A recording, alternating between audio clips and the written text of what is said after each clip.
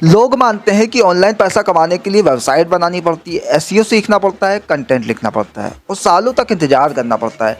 लेकिन क्या हो अगर आप सीधा एक बनी बनाई वेबसाइट खरीद लें जो पहले से ट्रैफिक और कमाई दोनों कर रही हो। और सिर्फ इतना ही नहीं, आप ऐसी वेबसाइट को कुछ समय चलाकर अच्छे प्रॉफिट पर बेच भी सकते हैं। जी हाँ, फ्लिपा एक ऐसा ऑनलाइन प्लेटफॉर्म है जहाँ वेबसाइट, डोमेन, ऐप और ई कॉमर्स स्टोर की खरीद फरोख्त होती है। और लोग इसे सिर्फ एक डिजिटल प्रॉपर्टी समझकर नहीं बल्कि रियल इनकम जनरेटिंग एसेट्स की तरह देखते हैं। फ्लिपा पर वेबसाइट खरीदने और बेचने का पूरा सिस्टम कुछ ऐसा है जैसे आप कोई घर या दुकान खरीदते या बेचते हैं। फर्क सिर्फ इतना है कि ये सब कुछ डिजिटल होता है और इसी वजह से इसकी स्पीड भी तेज होती है और स्केल भी।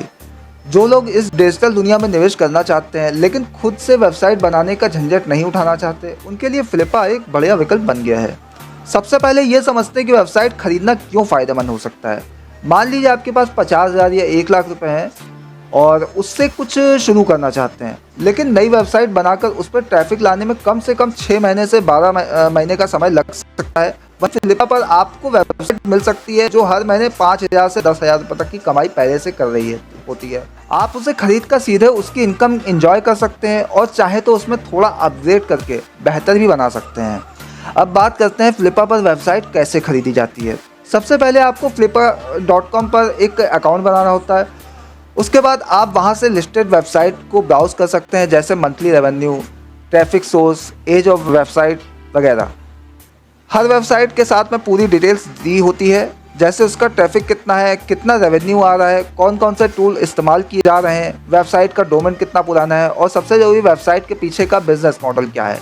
बहुत से लोग वेबसाइट खरीदने में जल्दबाजी कर जाते हैं और बाद में पछताते हैं, इसलिए सबसे ज़रूरी बात यह है कि आप वेबसाइट खरीदने से पहले प्रॉपर ड्यू डिलिजेंस करें। वेबसाइट के ट्रैफिक के लिए गूगल एनालिटिक्स की रिपोर्ट मांगें, रेवेन्यू के लिए पेपाल या स्ट्राइप स्टेटमेंट्स देखें और सेलर से सवाल पूछें कि जैसे वेबसाइट कैसे मोनेटाइज होती है, कितना टाइम देना पड़ता है उसे मेंटेन करने में और सेलर इसे क्यों बेच रहा है। अब बात करते हैं वेबसाइट खरीदने के तरीकों की। फ्लिपा पर ज़्यादातर लिस्टिंग ऑक्शन मॉडल पर होती है, यानी एक बेस प्राइस से शुरुआत होती है और लोग उसमें बोली लगाते हैं। जो सबसे ज़्यादा बोली लगाता है वही जीतता है। कुछ वेबसाइट बाय इट नाउ की ऑप्शंस के साथ आती हैं जिसमें आप तुरंत खरीद सकते हैं बिना बोली लगाए। खरीदने के बाद फ्लिपा आपको इस तो सर्विस देता है जिससे आप पेमेंट और वेबसाइट ट्रांसफ़र सुरक्षित तरीके से हो सकता है। अब सोचिए अगर आपने 50,000 रुपये में एक वेबसाइट खरीदी जो हर महीने 4,000 की कमाई कर रही है, तो एक साल में आपने 48,000 रिकवर कर लिए। और अगर उसी वेबसाइट को आपने थोड़ा इम्प्रूव कर दिया, उसकी डिज़ाइन को अच्छा किया, एसईओ ऑप्टिमाइज़ किया, सोशल मीडिया से ट्रैफिक लाना शुरू किया, तो उसकी कमाई बढ़ सकती है। और जब वो वेबसाइट 10,000 प्रति महीने कमाने लगे तो आप उसे दुगनी या तिगुनी कीमत पर फ्लिपा पर बेच सकते हैं। यही प्रोसेस है वेबसाइट फ्लिपिंग का। सस्ते में वेबसाइट खरीदो, वैल्यू बढ़ाओ और फिर अच्छे प्रॉफिट पर बेच दो। बहुत से लोग इस मॉडल में लाखों रुपए कमा रहे हैं। फ्लिपा को सिर्फ एक वेबसाइट प्लेटफॉर्म नहीं समझिए, ये एक पूरी डिजिटल प्रॉपर्टी इन्वेस्टमेंट प्लेटफॉर्म है। अब आइए बात करते हैं बेचने की प्रक्रिया की। अगर आपके पास में पहले से कोई ब्लॉग, न्यूज़ साइट या ई कॉमर्स स्टोर या कोई वेबसाइट जो ट्रैफिक ला रही हो तो आप उसे फ्लिपा पर बेच सकते हैं। लिस्टिंग करते समय आपको उसकी पूरी जानकारी देनी होती है, उसका नाम, निच, monthly revenue, traffic source, monthly खर्चे और कितनी मेहनत लगती है मेंटेन करने में। आप चाहें तो screen recording, proof of income भी जोड़ सकते हैं ताकि बायर्स को भरोसा हो। फ्लिपा पर वेबसाइट बेचने का चार्ज होता है जो आमतौर पर लिस्टिंग फीस और सक्सेस फीस होती है, लेकिन अगर आपकी वेबसाइट का पोटेंशियल अच्छा है तो ये खर्चे छोटी बात हो जाते हैं। जब आपकी लिस्टिंग लाइव हो जाती है तो पोटेंशियल बायर आपसे सवाल करते हैं, नेगोशिएशन करते हैं और फिर डील फाइनल होती है। एक बार पेमेंट हो जाने के बाद में वेबसाइट का एक्सेस और ऑनरशिप बायर को ट्रांसफ़र कर दी जाती है। एक और ज़रूरी बात है कम्युनिकेशन। फ्लिपा पर जितना क्लियर, ऑनेस्ट कम्युनिकेशन आप सेलर या बायर के तौर पर करेंगे उतना ही जल्दी डील सफल होगी। और सबसे अच्छी बात यह है कि फ्लिपा की सपोर्ट टीम भी बीच में मेडिएशन करती है अगर कोई कंफ्यूजन हो।